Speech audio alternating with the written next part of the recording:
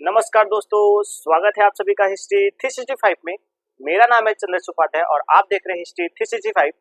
जैसा कि आप सभी को पता है कि हम जो प्राचीन भारत में आने वाले विदेशी यात्री थे उनके ऊपर जो हमारा क्लास था वो हमारा प्रतिदिन होता जा रहा है।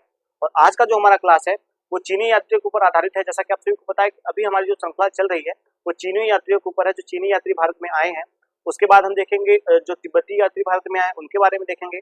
और उसके बाद हम देखेंगे जो मुस्लिम यात्री आए, यानी कि जो मध्यकाल जहाँ से हमारा प्रारंभ होता है वहां तक उनके हम जो यात्री आए हैं उनको हम देखेंगे। तो चलिए आज का जो सेशन है उसे स्टार्ट करते हैं।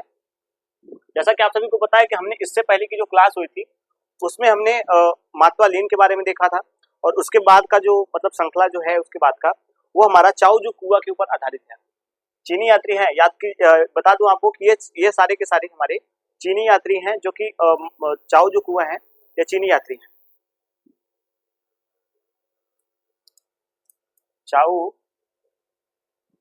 जू कुआ, चाओजू कुआ के बारे में देखेंगे। जब चाओजू कुआ के बारे में देखने के बाद हम देखेंगे महुआन के बारे में, जो हमारे दूसरे हैं, यानी कि जो हमारे आज के जो दूसरे हैं, यानी कि पहले हैं और ये दूसरे हैं।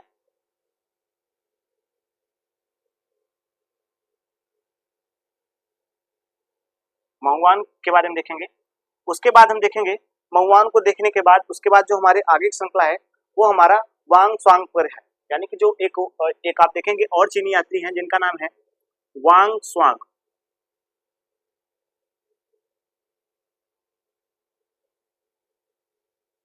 वांग स्वांग। तो हम आज महुआन को देखेंगे, चाओजू कुआ को देखेंगे। तो हम एक प्रकार से आज देखेंगे तीन यात्रियों को, यानी तीन जो विदेशी यात्री हैं चीनी यात्री हैं, इनके बारे में ज्यादातर हमारा जो क्लास है जो हमारे कह सकते हैं कि एग्जाम होते हैं उसमें इनके जो क्वेश्चन है वो ज्यादातर नहीं पूछे जाते।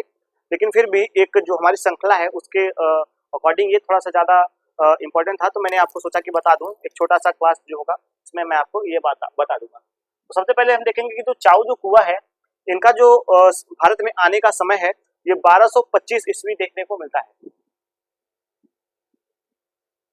इनका भारत में आने का समय 1225 ईस्वी देखने को मिलता है। 25 ईस्वी हमें देखने को मिलता है, यानी कि इसका वर्णन हमें देखने को मिल जाता है। उसके बाद आपको एक बात और बता दूं कि इन्होंने चोल व्यवस्था का, यानी कि आप देखेंगे कि जो हमें चोल व्यवस्था देखने को मिलती है उनका इन्होंने एक कह सकते हैं कि जो बढ़िया सॉरी माफ कीजिएगा, जो चालुक्य वंश था उसके बारे में इन्होंने बताने का प्रयास किया, यानी कि जो चालुक्य के न्याय व्यवस्था थी उनका जो वर्णन है, उनके कह सकते हैं कि उनके जो न्याय व्यवस्था थे और उनके यहाँ की उस समय जो प्रचलित जो व्यवस्थाएं थी उनका जो वर्णन है वो हमें इन्होंने किया है। इन्होंने चालुक्य की न्याय व्यवस्था का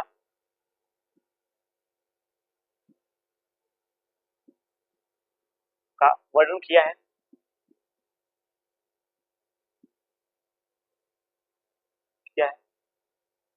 इनके माध्यम से हमें पता चल जाता है, यानी कि जो चाओजू कुआ है इनके माध्यम से हमें ये बात पता चल जाती है कि यह जो थे जो चालुक्य थे उनके यहाँ की जो न्याय व्यवस्था थी वो किस प्रकार से थी, वहाँ के रीति रिवाज किस प्रकार से थे, वहाँ की जो सामाजिक और आर्थिक व्यवस्थाएं थी वो किस प्रकार से थी। इन सभी का जो हमें जानकारी का मुख्य सोर्स हमें देखने को मिलता है वो हमें इनका देखने को मिलता है। उसके बाद हम देखेंगे कि चालुक्य शासक विजयादित्य और विनयादित्य जो थे इनके संबंध जो थे वो चीन से संबंध इनके थे, ऐसा हमें वर्णन इनका देखने को मिलता है। इनका वर्णन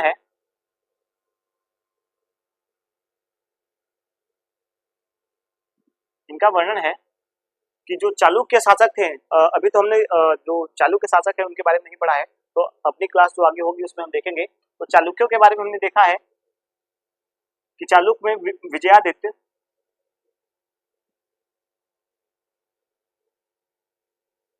विजयादित्य और विलयादित्य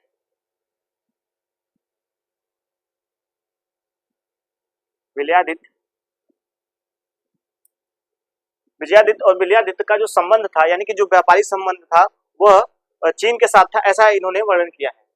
इनका संबंध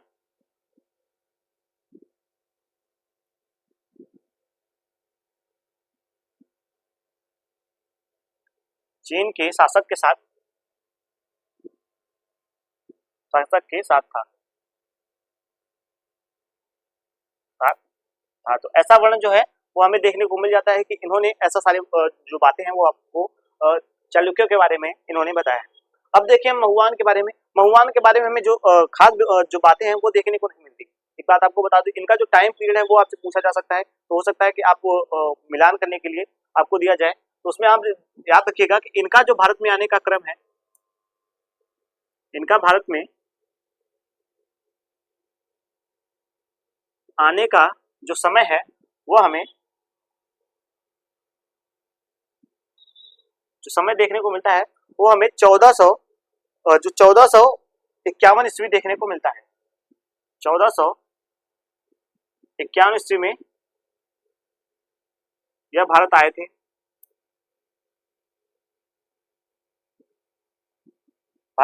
इनके बारे में यही बातें सबसे ज्यादा इंपॉर्टेंट हमें देखने को मिलती है। उसके बाद आपको बता दूं, जो वांग स्वांग है, इनके बारे में इंपॉर्टेंट सबसे ज्यादा है कि यह भारत में 3 बार आए थे। ये चीनी यात्री ऐसे थे जो भारत में 3 बार आए थे। इनके बारे में ऐसा वर्णन है कि यह भारत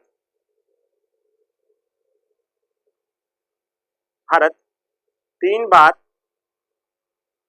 यात्रा करने के लिए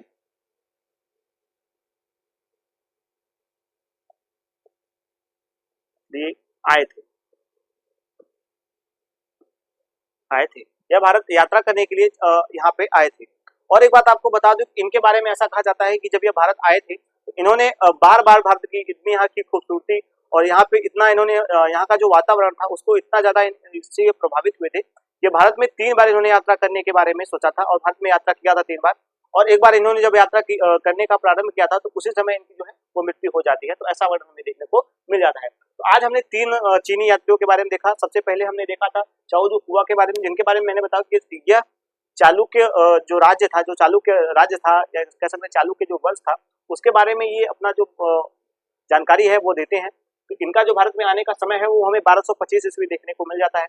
उसके बाद हम देखेंगे कि इन्होंने चालुक्य वंश की जो न्याय व्यवस्था थी, यानी कि जो चालुक्य वंशों में उस समय जो न्याय व्यवस्था प्रचलित थी उसका जो काफी ज्यादा वर्णन है वो हमें चाओ जू कुआ ने अपने पुस्तक में की है। तो इनके बारे में ये जानकारी देखने को मिल जाती है। उसके बाद इन्होंने ऐसा भी बताया है कि जो चालुक्य शासक थे विजयादित्य और विलयादित्य, वह उनका संबंध जो था, उनका व्यापारिक संबंध कह सकते हैं, उनका मैत्री संबंध कह सकते हैं, वह चीन के शासक के साथ उस समय स्थापित था। ऐसा हमें इनके बारे में जो जानकारी है वह देखने को मिल जाती है। उसके बाद हम देखेंगे महुआन के बारे में। जैसा कि मैंने आपको महुआन के बारे में बताया था कि महुआन का जो इम्पोर्टेंट है वो ज्यादा नहीं है। हालांकि जो चीनी यात्री का जब हम सेंटेंस में चलते हैं तो हम इनके बारे में देखते हैं। उसके बाद हम देखेंगे जो तिब्बती यात्री है उनके बारे में देखेंगे। तो आज का जो हमारा सेशन है, अब हम देखेंगे कि चीनी यात्री हमारी आज की यहीं पे समाप्त हो जाते हैं।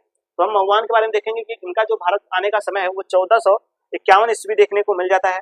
उसके बाद देखेंगे जो वांग स्वांग है, इनके बारे में ऐसा वर्णन देखने को मिलता है कि ये भारत में 3 बार आए थे। यहाँ पे सुंदरता, यहाँ की जो वातावरण थी, यहाँ की जो भौगोलिक स्थिति थी, उसको देखने के बाद इसी को देखने के लिए बार बार ललायित थे और उसी को देखने के लिए 3 बार आते हैं। और चौथी बार इन्होंने यात्रा अपनी प्रारंभ की थी तो उसी समय इनका जो मृत्यु है वो हो गया था। तो इनके बारे में ये सारी बातें हमें देखने को मिल जाती है। तो आज हमारा जो चीनी यात्रियों के ऊपर कह सकते हैं कि जो हमारा विदेशी यात्री जो भारत में आए थे उनके ऊपर जो हमारा क्लास था वो आज यहाँ पर एंड हो गया है। उसके बाद हम तिब्बती यात्रियों के बारे में देखेंगे। तो तिब्बती यात्रियों के बारे में भी इसके बाद जो हमारे तिब्बती यात्री है तारानाथ के बारे में देख लेंगे, धर्म स्वामी के बारे में देख लेंगे। उनके बारे में हम जब देखेंगे तो उसके बाद हम फिर अपने मुस्लिम यात्रियों के बारे में देखेंगे। जब हम मुस्लिम यात्रियों को देखेंगे, इब्न खुद्दादम के बारे में, सुलेमान के बारे में, अल-बिरूनी के बारे में, तो उन सभी के बारे में हम देखते हुए आगे चलेंगे। तो जब हमारा मध्यकालीन भारत का, यानी कि जब क्लास स्टार्ट होगा, जब मध्यकालीन भारत का, उसमें हम इन सभी को देखेंगे। हालांकि अभी जो हमारा प्राचीन इतिहास था तो इन सभी का प्राचीन इतिहास में काफी ज्यादा इंपॉर्टेंस देखने को हमें मिल जाता है। तो इस कारण से हमने आज इनके बारे में देख लिया। अब आगे की जो हमारी क्लास होगी वो हमारा जो कह सकते हैं कि तिब्बती यात्री हैं, जो तिब्बती 1 या 2 आए हैं भारत में, उनके बारे में हम देखेंगे। तो आज की क्लास को हम यहीं तक रखते हैं। आज हमारा जो चीनी यात्रियों का कह सकते हैं कि क्रम था वो समाप्त हो गया है।